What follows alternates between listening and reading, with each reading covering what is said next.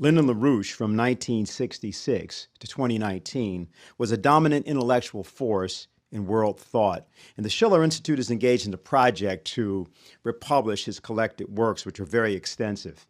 The following presentation, which was originally produced in June 2019, shortly after his passing, will give you an idea of the reason for that project and the relationship of that project to the international strategic situation that we face today.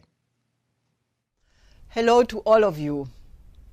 Many of you have participated in the outstanding memorial for my husband, Lyndon LaRouche, or you have viewed the video in the meantime. And then you got a taste of what a beautiful mind my husband really had and how important the ideas are for the world today. As a matter of fact, I would put him on the same level of thinkers, those thinkers who maybe only have one per century and who change through their intellectual contribution the entire body of knowledge of their time and lay the foundation for future generations to come. So I put him on the same level like Plato, Nicolaus of Cues, Kepler, Leibniz, Einstein, because he contributed to all of the works of these great thinkers something unique, the LaRouche method of thinking. So what is action? What is relevant action? What kind of actions can we take which the universe acknowledges to be a command? Well, typical of those kinds of acts that we make, which we can prove the universe will obey. Otherwise, the universe won't obey them. Are actions which conform to the discovery of a universal physical principle. If you can discover a validated universal physical principle, and you can give that as an order to the universe will obey. Man is the only creature that can do that. They can formulate an order called a universal physical principle, validate that discovery, and issue that discovery as an order, a command to the universe, and the universe is compelled to obey. That is the means, the accumulation of these principles, which we are part of our technological culture, is the means by which mankind has been able to increase the life expectancy, to improve the demographic characteristics of populations, and in general to increase man's power, measurable power, in and over the universe per capita and per square kilometer. That's the great scientific experiment. We are able to do this not only through physical experiments, through physical discovery.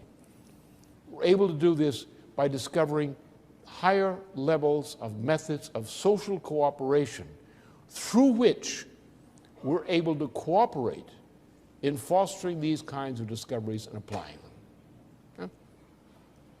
So those things, those are the kinds of actions which the universe acknowledges to be man's willful actions of significance. Everything else that man does is on the level that any lower form of animal life can accomplish. So therefore, the kinds of action which distinguish a human being from lower forms of animal life is that and only that. Now look at this question of strategy, which I've introduced here, from that standpoint. Strategy should mean, once we've understood these lessons which presumably we had learned from study of European history since the time of Solon and Plato, say what's important, what is strategy? The purpose of strategy is to defend the human species, to improve its condition, to improve its well-being, to improve its power in and over the universe at large. That's the purpose of strategy. In order to do that, we must promote scientific discovery and utilize it. We must promote those discoveries of principles, such as artistic principles, which enable us to cooperate in more advanced ways, to utilize these physical discoveries for man's benefit. What we therefore require is forms of society in which we perpetuate the rearing of our children and our institutions in such a way that this mission of mankind, implicit in our nature, is fulfilled. Thus, we fight to defend this idea of progress. We fight to defend and improve forms of society which promote progress. We fight to undermine and nullify those forms of culture and political and social systems which are the enemies of progress.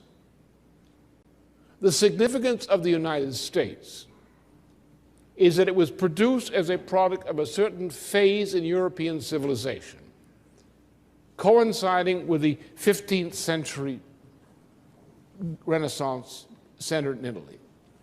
It struggled to create a form of society in which the only legitimate authority awarded to government was the responsibility and power to promote the general welfare of each and all persons. That is, to promote progress in that sense.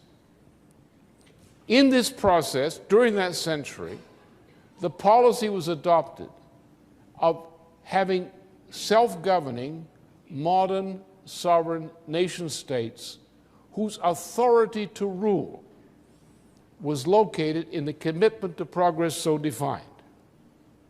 And I'm absolutely convinced that if we would publish right now his collected works, which is a gigantic task because he was one of the most prolific writers of his time, it would have the same effect like the introduction of Plato to the Italian Renaissance. Now let me explain to you what I mean by that. The Italian Renaissance was prepared by many factors, by the work of Dante, Petrarca, many sculptors and great painters. But what really caused the spark to really make the Renaissance what it became was the introduction of Plato and the thinking of Nicolaus of Cus. Nicolaus of Cus belonged to a circle of humanist thinkers who believed that you had to go back to the original documents of all times, of all events and handwritings. So in this capacity, he was sent by the Pope to find out if the filioque question was in the early documents of the early councils of the Church. Now, the filioque was the question which had separated the Orthodox and the Catholic Church. It was the question, does the Logos emanate only from the Father, which was the belief in the Orthodox Church, or does it also emanate from the Son, filioque? Now, Nicolaus went to Byzantium, and he did find all the handwritings of the early councils of the Church, which did contain the filioque. Now, this was a complete breakthrough, because that meant that he could convince the fathers of the Orthodox Church to come to the councils of Ferrara and Florence. So in 1437-38, he came with a whole delegation of about 700 people, the Emperor of Byzantine, the Patriarch, and many scholars. He traveled from Greece to these councils.